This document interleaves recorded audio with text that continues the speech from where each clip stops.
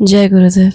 आज दिनांक 19 मई 2021 और हर रोज़ की भांति कथा श्रवण से पहले पूज्य गुरुदेव के चरणों में हम कुछ प्रश्न रखेंगे। पर प्रश्नों से पूर्व आज हमारे पास 2 अनुभव भी आए हैं जो हम आप सभी से YouTube के माध्यम से साझा करना चाहते हैं। सर्वप्रथम भीलवाड़ा से पूज्य गुरुदेव के शिष्य सूरज सिंह जी ने अपना अनुभव भेजा है। वे लिखकर भेजे हैं, जय गुरुदेव, जय जय गुरुदेव। संजय भैया यानी कि संजय भंडारी जी जो कोटा से हैं। संजय भैया, सबसे पहले तो आपको कोटि कोटि धन्यवाद कि आपके माध्यम से मुझे परम पूज्य पूर्ण समय के सद्गुरु मिले और मैं परम सौभाग्यशाली हूँ कि ऐसे सद्गुरु मिले जिनसे दीक्षा पाकर करोड़ों जन्मों का पुण्य मिला है। इसलिए मेरे सद्गुरु को कोटि कोटि धन्यवाद एवं करोड़ों बार साक्षात दंडवत प्रणाम। मैं इस शरीर को अब गुरुदेव के दिशा निर्देश अनुसार उपयोग करना चाहता हूँ। वैसे तो गुरुदेव हर पल मेरा मार्गदर्शन कर रहे हैं। मैं जब भी ध्यान में होता हूँ सारे प्रश्नों का उत्तर मुझे पूज्य गुरुदेव के ध्यान से ही मिल जाता है। अभी हाल ही में 1 मई 2021 को यह शरीर कोरोना पॉजिटिव हो गया था और 50% फेफड़ों में खून जम गया था। सांसें रुक गई थी। 10 मिनट भी शायद ऑक्सीजन लगने में देर हो जाती तो यह शरीर छूट जाता। डॉक्टर उनका काम कर रहे थे और मैं गुरुदेव को मन ही मन पूर्ण श्रद्धा और लगन से याद कर रहा था। दीक्षा में दिए हुए नाम को सांसों में ले रहा था। अचानक 20 मिनट बाद ही डॉक्टर ने मेरे ऑक्सीजन चेक किया तो वह जो पहले 60 था अब 98 हो गया था और डॉक्टर ने ऑक्सीजन हटा दिया। उसके बाद इस शरीर का अभी भी इलाज चल रहा है, परंतु ऑक्सीजन की मुझे ज़रूरत नहीं पड़ी है। जबकि मेरे साथ भर्ती 2 पेशेंट को 5 दिन से लगातार ऑक्सीजन लगा है और मेरा सारा इलाज बिना ऑक्सीजन के 14 दिन तक चला है। दूसरी बात यह है कि अभी भी मैं लगभग 20 से 25 मिनट गुरुदेव की ध्यान और साधना करता हूँ और गुरुदेव को YouTube चैनल के माध्यम से रोज़ाना सुनकर रिकवर हो रहा हूँ। मुझे साधना में बहुत आनंद आ रहा है और मेरा मन भी बहुत लग रहा है। मैं जब भी बैठता हूँ मेरा मन लग जाता है और इस कृपा के लिए मैं पूज्य गुरुदेव के चरणों में बारंबार धन्यवाद करता हूँ। हे गुरुदेव, आपको कोटि कोटि प्रणाम। धन्यवाद सूरज जी जो आपने अपना अनुभव हमारे साथ साझा किया। आपके साथ साथ हमारे पास एक और अनुभव आया है डॉक्टर अरुणा सिंह यादव जी की तरफ से जो लखनऊ में रहती हैं। वे लिखकर भेजी हैं, श्री सद्गुरु के चरणों में मेरा सहस्त्र कोटि कोटि नमन वंदन। हे गुरुदेव, किसी शिष्य आत्मा के प्रश्नों का उत्तर देते हुए आपने कहा था कि मैं कितना गिरा तुम्हारे लिए ये प्रश्न नहीं है। बात तो ये है कि मैं तो हमेशा ही तुम्हें उठाने के लिए गिरा हूँ। बस गुरुदेव, तब से अब हे गुरुदेव, जो मैंने देखा वो लिख रही हूँ। गुरुदेव, आपका महाभारत में गीता कृष्ण विराट रूप सृष्टि के विशुद्धि चक्र से प्रकट होता दिखाई दिया, परंतु अर्जुन अपात्र शिष्य था। वो आपके स्वरूप को पी ना सका और आप वहीं सृष्टि चक्र में फंस गए। हे गुरुदेव, रात्रि में सद्गुरु साईनाथ श्री कृष्ण गोविंद वल्लभ वासुदेव भाव समाधि लगी। तत्पश्चात मैंने आपको अपने भाव चक्र से निकलते देखा। फिर विशुद्धि से निकलते हुए आप आत्मा के आज्ञा चक्र पर निकले। वहाँ श्री गायत्री ने स्वयं त्रिकोण बन आसन दिया। तत्पश्चात कबीरदास जी, आत्मादास जी, श्रीदास जी, श्री राम की ऊर्जा आप में समा गई। हे गुरुदेव, सभी ने आप पर पुष्पांजलि बरसाए। विश्वात्मा श्री गुरु विश्वामित्र के स्वरूप में आप त्रिकोणीय श्री गायत्री पद्मासन पर आप सृष्टि के आज्ञा चक्र पर आसीनस्थ हो गए थे और सृष्टि का आज्ञा चक्र खुल गया जहाँ से ओमकार उच्चारित हुआ। तत्पश्चात भूर्भुवः स्वः महाजन तप सत्य परशुराम नर नारायण की ध्वनि गूंजने लगी। हे गुरुदेव, आज से आप विश्वात्मा सृष्टि के मालिक हो गए, स्वामी हो गए, साहिब हो गए। उससे ऊपर आत्माओं की यात्रा नहीं है, उससे ऊपर तो गोविंद का घर ही है। समस्त आत्माओं के आप आज से स्वामी हो गए। समस्त आत्माओं का घर है सद्गुरु स्वामी कृष्णानंद जी महाराज। अब तक की सृष्टि का सार है सद्गुरु स्वामी, हमारे कृष्णानंद जी महाराज, आपकी जय हो, आपकी जय हो, आपकी जय हो। धन्यवाद।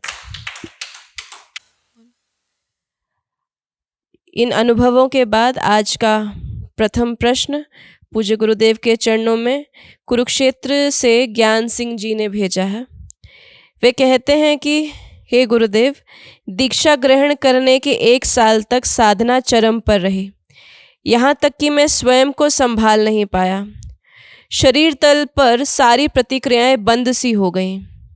प्राय सारा ध्यान त्राटक से कंधे के पिछले भाग के दर्द में चला जाता है, जो कि 1 घंटा त्राटक के बाद समाप्त हो जाता है।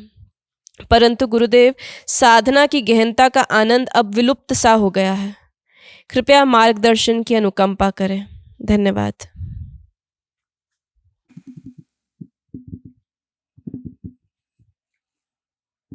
ज्ञान सिंह,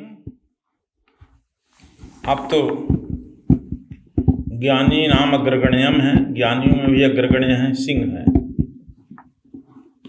हनुमान जी के लिए कहा गया है ज्ञानी नाम अग्रगण्यम, आपको कहा गया है ज्ञानियों में सिंह, इसलिए ज्ञान। बच्चा को जब एडमिशन होता है केजी क्लास में या क्लास 1 में, तो जो जो उसके साथ अनुभव होती है, जो पढ़ाई होता है, क्या वही मिडिल स्कूल में होता है? जो मिडिल स्कूल में होता है वो हाई स्कूल में होता है? ज्ञान सिंह, जो हाई स्कूल में होता है वह कॉलेज में भी नहीं होता है, जो कॉलेज में होता है पोस्ट ग्रेजुएट में नहीं होता है। जैसे जैसे आदमी ऊपर उठता है, उसकी भाव भंगिमाएं, पढ़ने के टेक्निक, ज्ञान की गरिमा भिन्न होते जाती है। और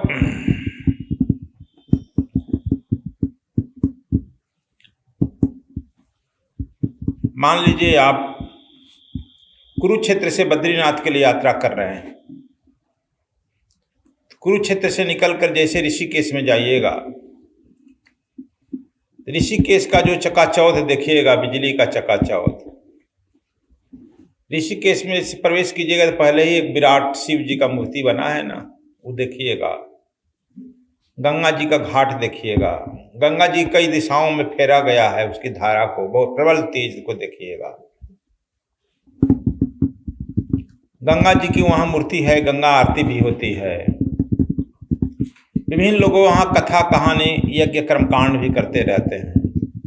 धारा तेज है, शीतल है, उसमें लोग स्नान भी करते हैं। जो जो भी आप उस घाट पर देखिएगा, और फिर जो है आप आगे बद्रीनाथ के लिए निकल जाइएगा। हरिद्वार के आगे, हरिद्वार से और ऋषिकेश के बीच में क्या कुछ दृश्य दिखाई पड़ता है? वही ऋषिकेश में जाइएगा तो दूसरा कुछ दृश्य दिखाई पड़ेगा। लक्ष्मण झूला दिखाई पड़ेगा, राम झूला दिखाई पड़ सकता है। लक्ष्मण झूला से आगे बढ़िएगा तो कुछ नहीं दिखाई पड़ेगा। एक तरफ पहाड़ की ऊंचाई, दूसरे तरफ गंगा की खाई। उधर देखिएगा तो पहाड़ की ऊंचाई ताह निकलेगी, अरे बड़ा बाप रे बाप, कोई पहाड़ पर्वत गिर गया, पत्थर गिर गया, तब क्या होगा? आह निकलती है। दूसरे तरफ देखते हैं गंगा जी की खाई कि अरे यार यदि फिसल गई, गाड़ी चली गई नीचे, तब क्या होगा? दोनों भयावह स्थिति है। तो यह जो है, आप कहिएगा कि फिर जो है हरिद्वार का, हरि की पौड़ी का सीन नहीं आया गुरुजी, बड़ा आनंद आता था। कुरुक्षेत्र में जो हम लोग देखते थे, सब तालाब सागर बने हैं, वह नहीं दिखाई पड़ रहा। और यदि आगे बढ़िएगा तो टनल से भी गुजरना पड़ेगा तो कुछ नहीं दिखाई पड़ता, अंधेरा अंधेरा रहता है।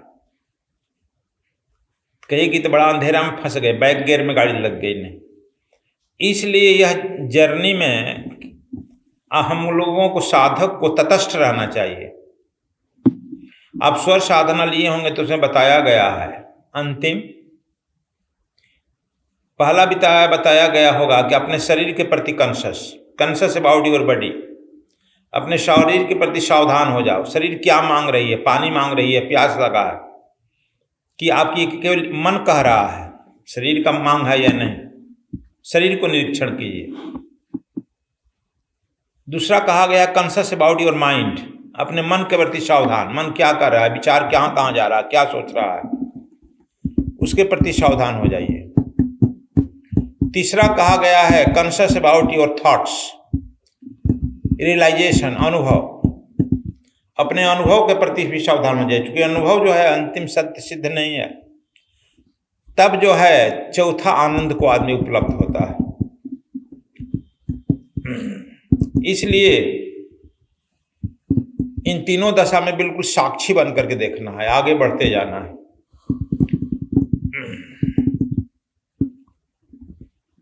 और एक और है, जब साधना में आदमी बढ़ता है आनंद ज्ञान सिंह, तो परमात्मा उसके माया को जहां जहां मोह रहता है वह काटते चलता है।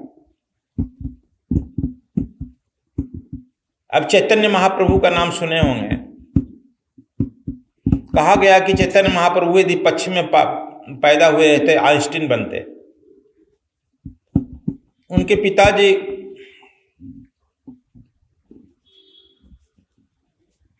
दो बार इनकी शादी की है। कुछ लोग कहते हैं 3 बार शादी की है चैतन्य महाप्रभु का। सब पत्नियों से इनका वियोग हुआ।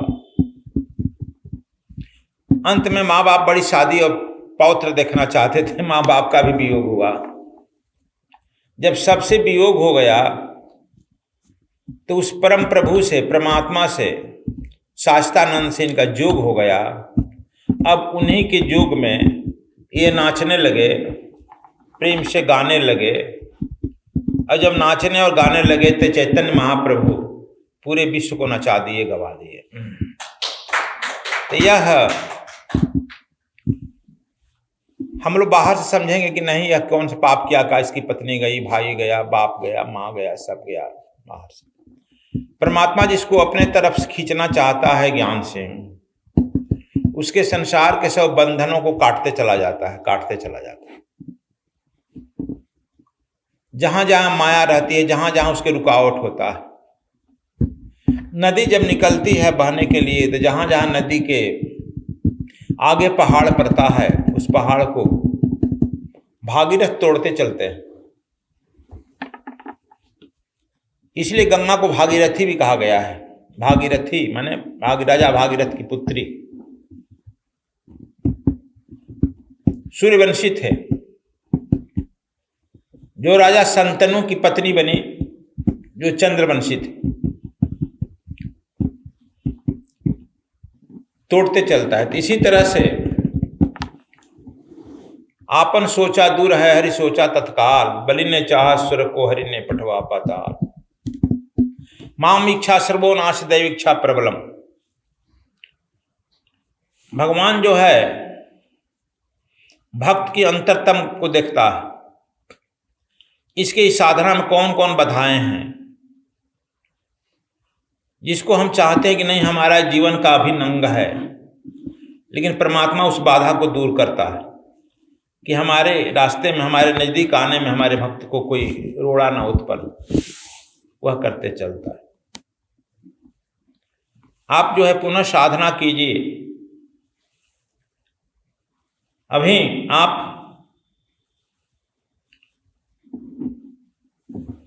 आप ही के कुरुक्षेत्र हैं, कुरुक्षेत्र से थोड़े ही दूर पर कुंडली आश्रम है। आकर यहां पर आकर कुछ दिन ध्यान धारणा कीजिए कुंडली आश्रम में।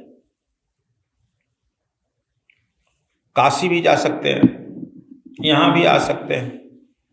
अभी आपको थोड़ा मिलना है तो हमको मिलिए। यदि लॉकडाउन के बाद हम पंजाब जाते हैं तो पंजाब आइए। That depend on you. कुछ मिलिए, नजदीक से रहकर साधना करिए। आपकी साधना ठीक है और आगे चलिए, मुड़ कर मत देखिए। और हमको साधना में आनंद की उपलब्धि हो, यह भी एक बाधा है। कोई कामना मत कीजिए।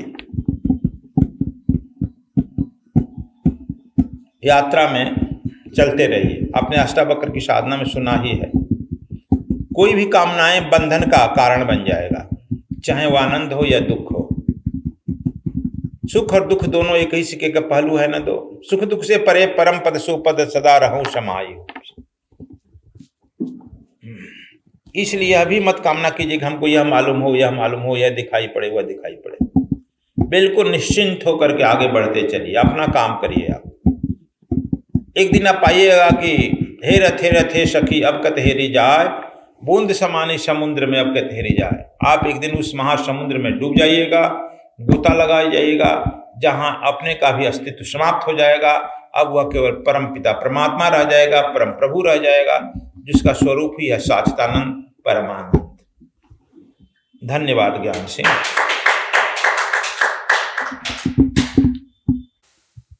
धन्यवाद गुरुदेव।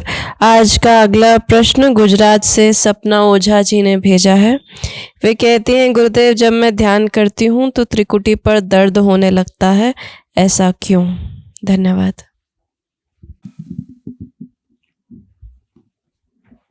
गुजरात में तो अभी बड़ा तूफान आया है।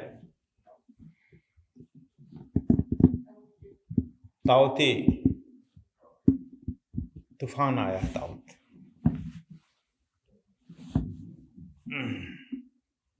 और दिल्ली में भी अभी 24 घंटा से रिमझिम पानी हो रहा है, जबकि भयंकर गर्मी थी। 18-19 मई को रिमझिम हो रहा है। और आपको भी अज्ञा चक्र पर त्रिकुटी पर रिमझिम वर्षा हो रही है, तो दर्द हो रहा है। अभी सपना में हो ओझा, जब परमात्मा के सोझा हो जाएगा सब दर्द विलीन हो जाएगा। औरत लोगों को अक्सर मैं कहा हूं प्रेम साधना सीखने के लिए। औरत लोगों को मैं पहले कहता हूं हृदय चक्र पर ध्यान करो। अब इसके माध्यम से कितना आपको बताऊं। प्रेम साधना यदि बद्रीनाथ में हो अक्टूबर में तो आप अटेंड करो, लेकिन हृदय चक्र पर ध्यान करो। औरत लोग देखो, दो है, हालांकि आत्मा न स्त्री है न पुरुष है। साधना के माध्यम से औरत लोग जो है स्त्रैण चित्त है, उसको हृदय चक्र पर ध्यान करना चाहिए। ये हम ही कहते हैं, हो सकता है सुनकर और लोग भी कहने लगे बाद में। औरत यदि केवल त्रिकुटी संगम पर ध्यान करेगी, पुरुष चित्त हो जाएगी। आप लोग हमको नहीं कहना चाहिए, लेकिन हम बता देते हैं खोलकर भी। प्रजापति ब्रह्म कुमारी में ज्यादा औरतें हैं, केवल अज्ञा चक्र पर करती है, त्राटक करती है, कोई मंत्र नहीं है। सबका चेहरा देखना पुरुष की तरह हो गया है। कि मैं प्रथम बार कह रहा हूं, और मंच पर बैठकर वही इंस्ट्रक्शन देती है। सबका चेहरा देखना पुरुष की तरह हो गया है। देखा है कि देखना पुरुष की तरह हो गया। अपनी ओरिजिनलिटी खो देती है, दूसरा एक ओरिजिनलिटी पैदा हो जाती है। अब वह न पुरुष रह जाती है न औरत रह जाती है। यह मैं ही कह रहा हूं, यह कंट्राडिक्ट विथ द नेचर है, नेचर के खिलाफ संघर्ष है। तब खोजते खोजते चले गए, लेकिन दुविधा में दोनों गई, माया मिली न राम। अब हम इस पर बतावें तुमको टीवी, इसके माध्यम से बहुत लोग जानेंगे, फिर भाव को नहीं जानकर इधर से उधर करने लगेंगे, अपने में बताने लगते हैं। इसलिए हम अभी हृदय चक्र पर ध्यान कर रहे हैं। औरतों को जो स्त्रैण चित्त है, औरत भी दो तरह की होती है, स्त्रैण चित्त और पुरुष चित्त। हमारी इंदिरा गांधी जी पुरुष चित्त की थी। और पुरुष भी दो तरह का होता है, कि स्त्रैण चित्त और पुरुष चित्त। जो भक्ति में आता है अक्सर वह स्त्रैण चित्त होता है, पुरुष भी। यह चित्त की बात है। तो आप जो है भक्ति में उतरने के लिए आप त्राटक करो, ठीक है, लेकिन थोड़ा ध्यान आप पहले हृदय चक्र पर करो। और इधर जो हम बताए हैं अभी ध्यान की विधि 2-3 दिन पहले, उसको करो। और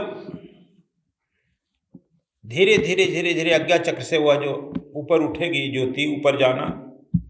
और दर्द की चिंता में मत रहो। दर्द तो ऐसे भी करता है जब त्रिकुटी आज्ञा चक्र खुलना होता है, जब तुम्हारा ऑपरेशन होता है तो कुछ मीठा मीठा दर्द होता है, बेहोश किया जाता है। तो जन्मों जन्म से तुम्हारा जो आज्ञा चक्र बंद किया गया है, त्रिकुटी बंद है, वह खुलना होगा तो थोड़ा थोड़ा दर्द करेगा ना बच्ची, इसलिए उसमें भी घबराहट नहीं है। लेकिन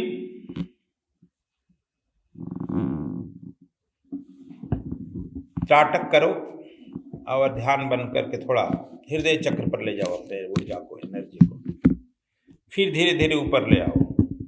इसके लिए कुछ सीख भी लो, क्लास लेंगे तो, और घबराने की जरूरत नहीं है। दूसरी बात है कि तुम घर पर रहती है, खाना बनाती है, तो अपने सामने रसोई घर में अच्छे पात्र जरूर रखो, उस पर निगाह रखो। यह रोज प्रवचन सुनो, साथ ही टीवी पर आता है उसको भी सुनो। अनर्गल बात मत किसी से करो, आल जाल। हरदम, हर समय, हर परिस्थिति में गुरु की अनुकंपा, गुरु की उपस्थिति महसूस करो और उस परम प्रभु के प्रकाश से जोड़ना शुरू करो। धन्यवाद। धन्यवाद गुरुदेव। आज का आखिरी प्रश्न जो है वो महात्मा ब्रजेश भारती जी की तरफ से है, जो पटना में है। वे लिखकर भेजते हैं, गुरुदेव जब मैं घर पर था और नया नया दीक्षा प्राप्त किया था, तब आप स्वप्न में आकर मुझे बहुत जगह अपने साथ भ्रमण कराने ले जाते थे। कभी कभी मैं आपसे खुद प्रार्थना करता था कि आप मेरे स्वप्न में आइए, और जब आपके साथ स्वप्न में भ्रमण करने निकलता था तो खंडर, कोई एकांत जगह, किसी गुरु भाई के घर, बक्सर ITI, विशाल समुद्र आदि जगहों पर आपके साथ अपने आप को पाता था। गुरुदेव ये स्वप्न है या प्रारब्ध, जानना चाहता हूँ। आपके चरणों में कोटि कोटि प्रणाम। धन्यवाद। भारती जब दीक्षा लेताया था, घर पर था, सदा गुरु के प्रेम में अहोभाव से भरा रहता था। तब जहां जहां तुम्हारी कामनाएं थी वहां वहां घुमा दिए जाते थे। अब तो तू सन्यास लेकर मेरे साथ ही रह रहा है, अब कहां घूमेगा? और जहां जहां तू घूम लिया है सपने में, तुम ध्यान करना, देखना, वहां वहां अप्रत्यक्ष घूमेगा, देखे मिल जा। चाहे वह बक्सर हो, ITI, चाहे वह समुद्र हो, वह साथ घटेगा। जो सपने में देखा वो प्रत्यक्ष घटना। अब तू सन्यास लिया है, पीछे के मोड़ के मत देखो, आगे चलो। सन्यासी का अर्थ है विपरीत परिस्थिति में भी सम रहना।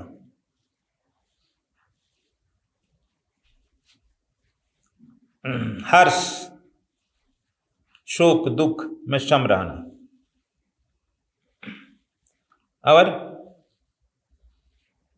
संसार में तुम तो देखते हो बहुत बूढ़े बुजुर्ग लोग मिल जाएंगे, उम्र देखकर सन्यासी को भी कह देते हैं, बेटा चलो जरा इधर आओ। कहते हैं, कहकर अपने खुश महसूस करते हैं, चलो इसको बेटा कह रहे हैं। लेकिन सन्यासी किसी का बेटा नहीं होता है।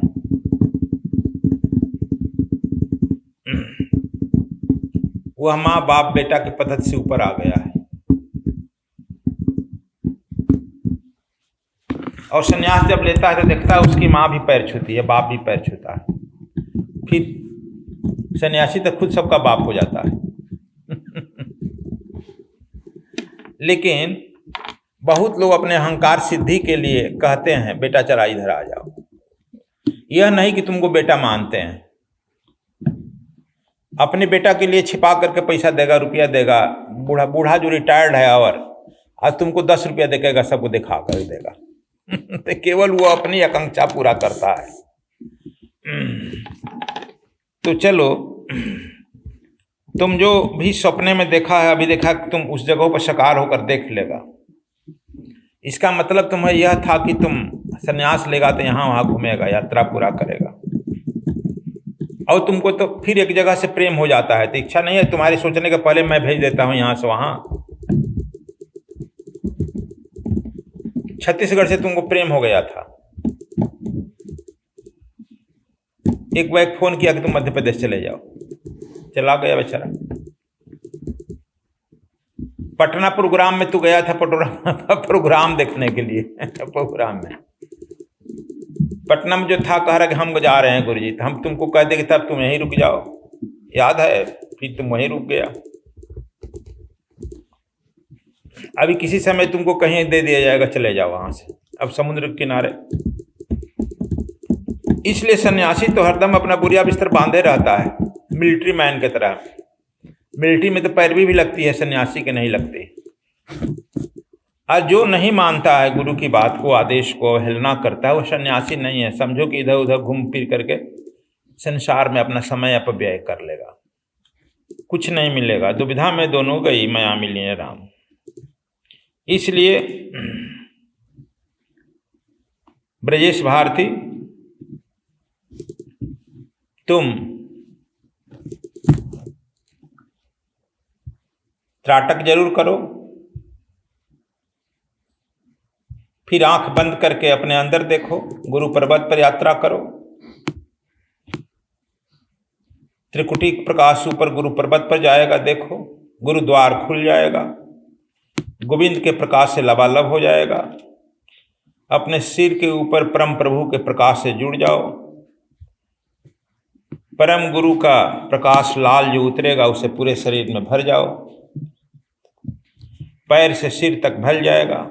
अहो भाव में आकर के अपने पूरे बंधु बांधवों से मिलकर के आनंद मनाओ, गुरु गुरु भाई से मिलकर आनंद करो। परम ऊर्जा को अपने शरीर में स्थिर करो, फिर तुम आनंद का अनुभव करेगा। धन्यवाद।